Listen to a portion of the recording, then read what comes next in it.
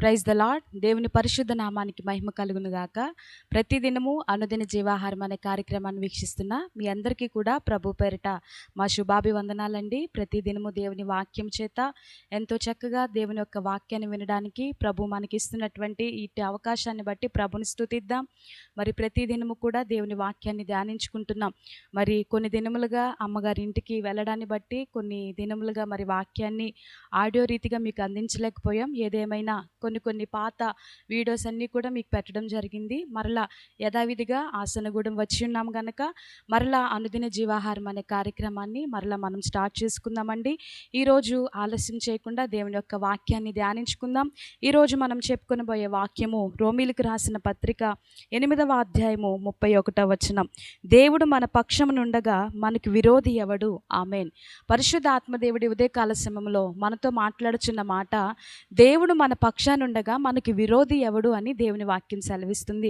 నిజమేనండి. ఒక రాజ్యాన్ని పరిపాలిస్తున్నటువంటి ఆ రాజ్యంలో ఉన్నటువంటి రాజుగారిని బట్టి అక్కడున్న చాలామంది ప్రజలు ఆ రాజుగారినే నమ్ముకుంటూ వారి జీవిత యాత్రలో ముందుకు కొనసాగుతారు. ఎందుకంటే మా రాజుగారు ఉన్నారు కనుక మాకేమీ పర్వాలేదు, మాకు ఎలాంటి శోధన వచ్చినా, ఎంత కష్టం వచ్చినా, ఎంత నష్టం వచ్చినా మా రాజుగారే చూసుకుంటారు కనుక మాకేమీ ఇబ్బంది లేదని వారు చక్కగా సంతృప్తి కలిగి ఉంటారు. వారి జీవితంలో ఎటువంటి శోధన రాకుండా ఒకవేళ వచ్చినా చూచుకోవడానికి రాజుగారు ఉన్నారని చెప్పి. అలాగనే మరి ఆ రాజుగారిని నమ్ముకున్నటువంటి ప్రజలు ఎంత క్షేమంగా ఎంత నెమ్మదిగా ఉన్నారో మనము నమ్ముకున్నటువంటి మన రాజు అత్యున్నత సింహాసనముపై ఆసీనుడైనటువంటి మన ప్రభువు ఎంతోమంది ప్రజలు ఆయనను నమ్ముకొని ఎన్నెన్నో అద్భుతమైన కార్యములు చూసినటువంటి ఎంతోమంది పట్ల దేవుడు ఎంతో కృపను చూపించాడు కదా.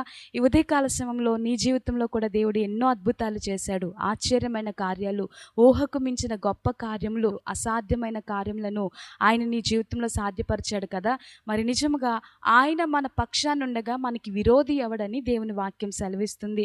నిజమేనండి. ఆయన మన పక్షానుండగా ఎటువంటి విరోధి అనేటువంటి సమస్య అయినా, విరోధి అనేటువంటి సాతాను ఏలుబడి చేస్తున్న ఆ యొక్క విధానమైనా, మరి విరోధి అనేటువంటిది నీకు అది సమస్య అయి ఉండవచ్చు, ఆర్థిక ఇబ్బందులు అయి ఉండవచ్చు, నీకున్న కరువు అయి ఉండవచ్చు, అది నీకు ఎంతటి సమస్య అయినా సరే నీకు విరోధముగా లేవబడుతుందేమో, నీకు విరోధముగా ఉన్నదేమో, కానీ ఆ విరోధిని బట్టి నీవు దిగులు పడకు, కంగారు పడకు. కానీ నీ పక్షానున్న దేవుడు ఎలాంటి వాడో ఒకసారి జ్ఞాపకం చేసుకో. పక్షానున్న దేవుడు ఎంతటి గొప్పవాడో ఒకసారి జ్ఞాపకం చేసుకో. పరిశుద్ధాత్మ దేవుడు నీతోనే మాట్లాడుచున్న మాట, ఇప్పటి వరకు నీ ఇబ్బందులు, నీ ఇరుకులను బట్టి కంగారు పడిపోయావేమో, కానీ నీవు నమ్ముకున్న దేవుడు సమర్థత కలిగిన వాడు, ఆయన జీవము కలిగిన వాడు, నిన్న నేడు నిరంతరం ఏకరీతిగా ఉన్నవాడు గనక నీ జీవితంలో ఎన్నెన్నో అద్భుత కార్యములు చేయగల సమర్థుడు.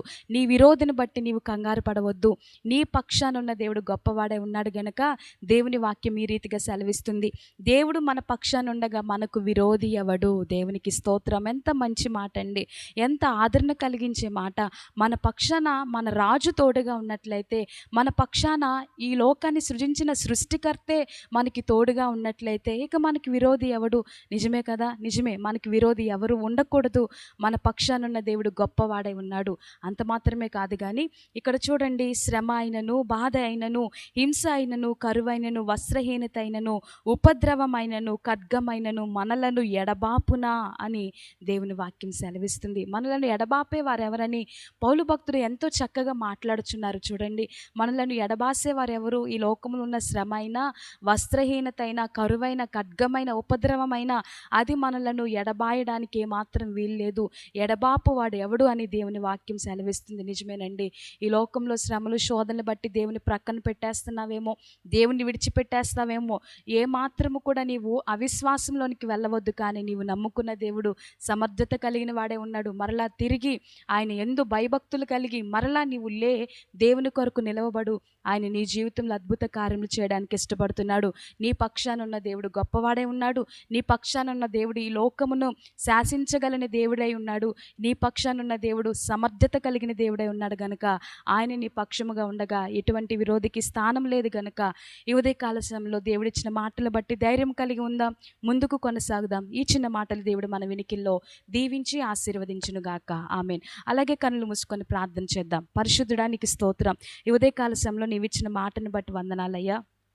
ప్రతిదినము కూడా అనుదిన జీవాహారం అనే కార్యక్రమం ద్వారా ఎంతో చక్కగా నీ యొక్క వాక్యపు వెలుగులోనికి మమ్మల్ని నడిపిస్తున్నావయ్యా. పక్షముగా ఉండగా మాకు విరోధి ఎవరు తండ్రి?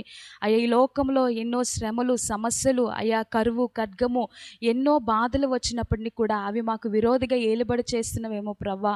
వాటిని చూసి మేము భయపడడం కాదు, కానీ నిన్ను బట్టి మేము ధైర్యం కలిగి నీవు మా పక్షాన ఉండగా మాకు విరోధి ఎవడని ప్రవ్వా ధైర్యంతో ముందుకు కొనసాగే కృపనివ్వండి. అనుదిన జీవాహారం చూస్తున్న ప్రతి బిడ్డని మీరు ఆత్మీయంగా బలపరచండి అయ్యా. ఏ ఒక్కరిని విడిచిపెట్టక నీ కృపచేత బలపరుస్తూ ప్రతి ఒక్కరిని దీవించి ఆశీర్వదిస్తూ నీవే వారికి తోడుగా ఉండి నడిపించుకుంటారని, నీ ప్రేమ చేత బిడ్డలను బలపరచమని యేసు నామములో అడిగి వేడుకొంచున్నాము తండ్రి, ఆమేన్. అందరికీ హృదయపూర్వక వందనాలండి. ఇంకా ఒకవేళ మన ఛానల్ సబ్స్క్రైబ్ చేయకపోతే దయచేసి మన ఛానల్ సబ్స్క్రైబ్ చేయండి, లైక్ చేయండి, షేర్ చేయండి, కామెంట్ ద్వారా మీ స్పందన తెలియపరచవలసిందిగా ప్రభుపేట తెలియపరుస్తున్నా. God bless you all. దేవుడు మిమ్మల్ని దీవించును గాక. ఆమేన్.